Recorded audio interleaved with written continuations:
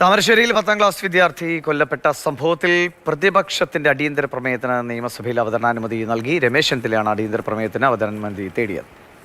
ഉച്ചയ്ക്ക് 12 മണിക്കാണ് ചർച്ച നടക്കുക. സഭ നിർത്തിവെച്ച് 12 മണി മുതൽ 2 മണി വരെ ചർച്ച നടക്കും. വിവരങ്ങളുമായി പ്രശാന്ത് കൃഷ്ണ നിയമസഭയിൽ നിന്ന് ചേരുന്നുണ്ട്. പ്രശാന്ത്, പ്രതിപക്ഷം കൊണ്ടുവരുന്ന ഒരു അടിയന്തര പ്രമേയ നോട്ടീസിന്മേൽ സർക്കാർ തുറന്ന സമീപനത്തോടുകൂടി അത് സ്വീകരിക്കുന്നു എന്ന് മാത്രമല്ല, ഈ വിഷയത്തിൽ പുതുതലമുറയ്ക്ക് സംഭവിക്കുന്ന എന്താണ്, സർക്കാരിൻ്റെ വീഴ്ച പറ്റിയിട്ടുണ്ടോ തുടങ്ങിയ വിഷയങ്ങളെല്ലാം തന്നെ ചർച്ചയായി വരും. ഒരു രാഷ്ട്രീയ പ്രേരിതമായ ചർച്ചയ്ക്കപ്പുറത്തേക്ക് ഈ വിഷയത്തെ പരിഹരിക്കാൻ വേണ്ടിയിട്ടുള്ള നിലപാടുകളുമായി ഭരണ പ്രതിപക്ഷ ചർച്ച നമുക്ക് ഈ നിയമസഭയിൽ നിന്ന് പ്രതീക്ഷിക്കാമോ?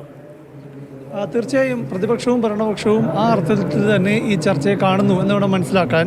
കാരണം ഈ സഭാ സമ്മേളനത്തിൽ തന്നെ കഴിഞ്ഞ ആദ്യ ഭാഗത്ത് ലഹരിയുമായി ബന്ധപ്പെട്ട വിഷയം വന്നപ്പോഴും സർക്കാർ ചർച്ചയ്ക്ക് സന്നദ്ധമാണെന്ന് അറിയിക്കുകയും 2 മണിക്കൂർ ചർച്ചയും നടന്നിട്ടുണ്ട്. അതിനുശേഷം വളരെ ഗൗരവതരമായ വിധത്തിൽ പൊതുസമൂഹത്തെ ആകെ ഭീതിപ്പെടുത്തുന്ന രീതിയിൽ കുട്ടികൾ, യുവാക്കൾ എല്ലാം ഉൾപ്പെടുന്ന ക്രൂര ആക്രമണങ്ങളും കൊലപാതകങ്ങളും സമൂഹത്തിൽ നടന്നിരിക്കുന്നു.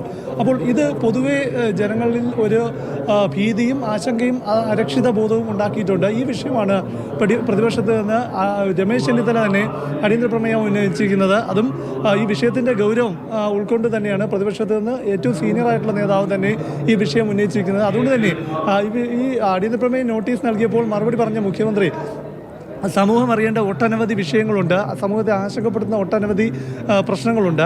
അപ്പോൾ അതിൽ സിനിമയുടെ സ്വാധീനം, OTTയുടെ സ്വാധീനം അടക്കമുള്ള, ലഹരിയുടെ സ്വാധീനം അടക്കമുള്ള വിഷയങ്ങളിൽ ചർച്ച ആവശ്യമാണ്.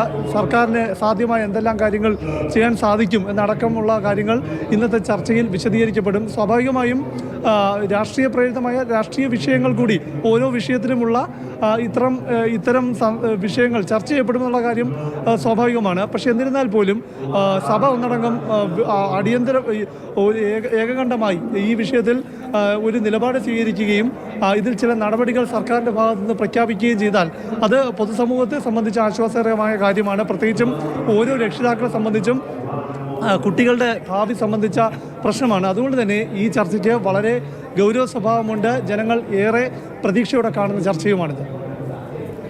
എന്തായാലും ഉപകാരപ്രദമായ നടപടികളിലേക്ക്, വെറും ചർച്ചയാകാതെ അല്ലേ, പരിഹാരം കാണാൻ കഴിയുന്ന നടപടികളിലേക്ക് സമൂഹത്തിന് ഒന്നാകെ പോകാൻ കഴിയട്ടെ. അതിലേക്കുള്ള വഴിവെട്ടലാകട്ടെ ഇന്നത്തെ ചർച്ച എന്ന് പ്രതീക്ഷിക്കുക.